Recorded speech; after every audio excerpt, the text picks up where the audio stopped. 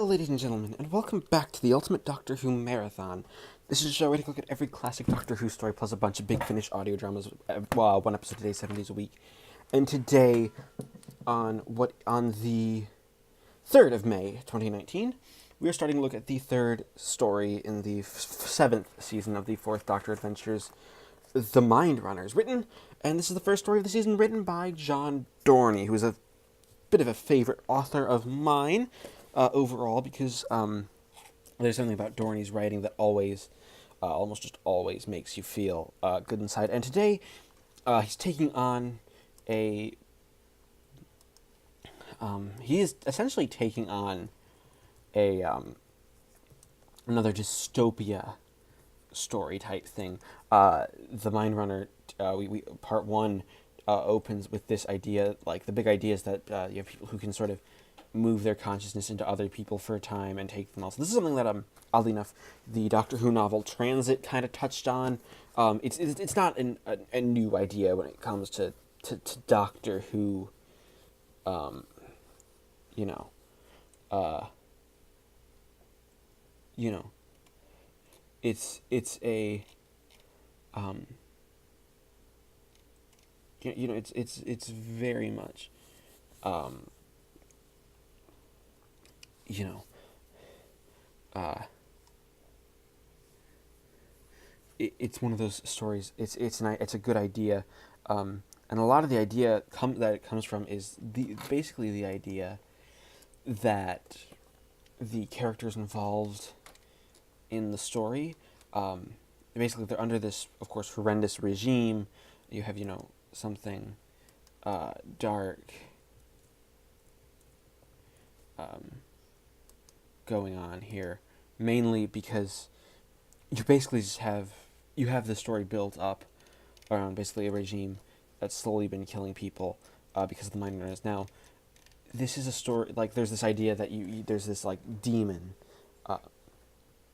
and this demon, basically the idea behind it is that it's it's something that has basically come out of the night. It's a very Jean Dorney does a very effective job of just building up the presence of this creature as as something that goes bump in the night, something evil, something to be feared, and he really builds up the fear. Now, something that is done really, really effective about the episode overall is that it doesn't give it away. Is that John Dorney, he has 4 episodes to play with, and he's going to play them. He's going to use them to his best ability. This first episode is essentially just I'm trying to write basically, here's the layout of the society. The Doctor and Leela are getting involved, with people who are trying to figure stuff out, and we're trying to figure out what's going on, what the problem is, what they have to solve. It's not meant to be all right, let's try to solve everything real quick, and that's gonna be it. We're gonna, make everything better immediately in the space of an hour. Right? The slower pace of this episode actually really helps you get into the atmosphere, and sort of makes it feel a bit wobbly, if that makes any sense. The sort of this wobbly nature of, of just the characters dealing with each other. I mean, the first event of this episode is basically this man. We don't really understand what he's trying to deal with. It's implied to be almost either a drug deal or like an information deal. He might be an informant. We don't quite know. Dealing with someone who is supposedly working for the man he was supposed to be meeting to do this handover with, and it's a very, very tense scene where you really feel, this character doesn't know that basically everything that he was trying to work on is a lie. They aren't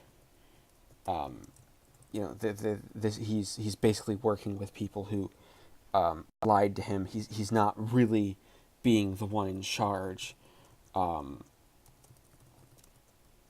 and he's basically having the wool pulled over his eyes to be like, oh, you're, and he basically gets himself killed. He's like, well, like we can't, we won't both die if we'll both die if you throw me off, because I'll throw you off with me. It's like, oh, you want to test that theory, and the idea is that the villain can't die. It's a rather disorienting thing, and just sort of the villain character has this amazing bit of confidence about him that it's like he knows he's not, um, he knows he's not gonna die from this. This is just some of his standard. Like, he knows that he is an idea, and the character is called Shift, and it's sort of like it's the main sort of villain, um, that really really sort of gives you a good sense of, it gives you a good sense of what's going on, um, and it does give you the idea that there isn't just a connection. It's most definitely there is something darker under the surface. We're trying to figure out what's under it, and Tom Baker and Louise Jameson are great as always, and it's just a really, really solid first episode to start a 4-part story on. So overall, I'm going to give The Mind Runners Part 1 an 8 out of 10.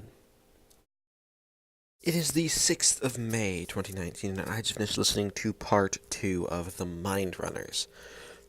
Part 2 of The Mind Runners is an episode that could be accurately described as an episode meant to build the tension of the story.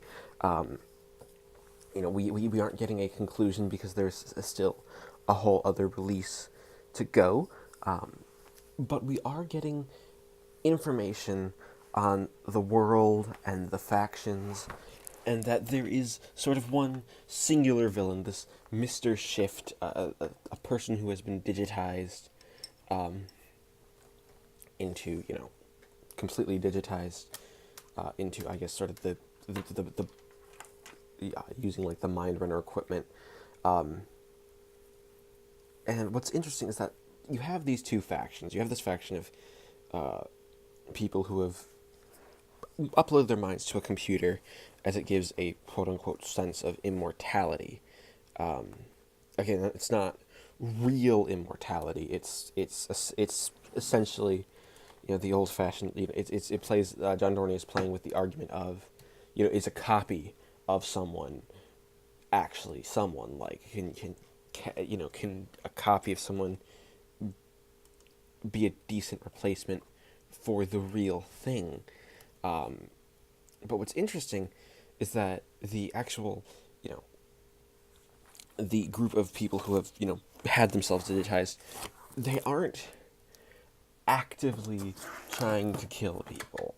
There's almost this bit of slight sympathy that where you can understand their cause, even if it's, well, not a very good cause. It's very much a, we're doing, but they rationalize it. They think they're doing what is right. They think they're saving a bunch of people, in making themselves digital copies, and just sort of giving them a chance to live out their lives in that specific manner. It's something that I think the the story does a really, really good job of,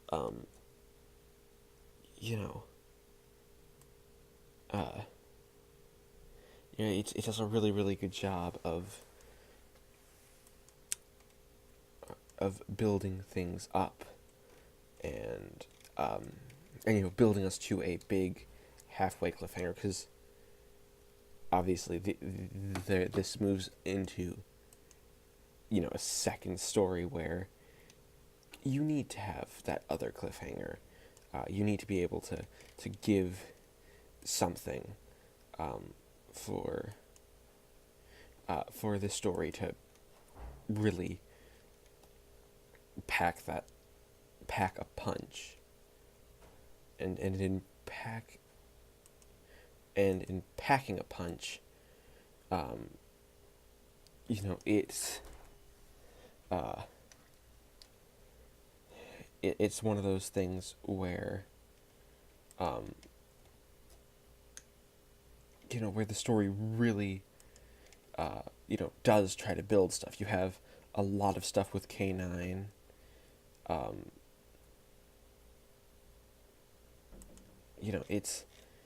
It really is, it's building up basically to a conclusion. It's building up to a good halfway point. Now, I still think there are some very big problems here. Mainly, a lot of it seems to be rushing.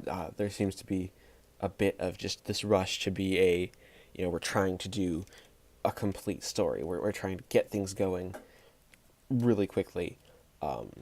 And, we're not trying to stop things. We're keeping things running,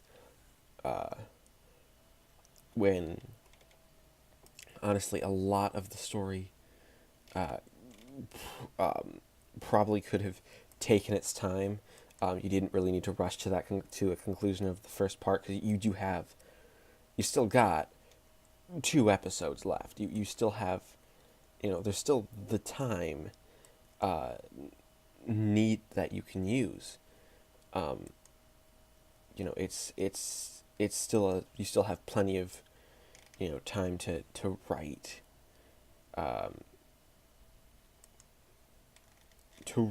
a story. It's very much a good.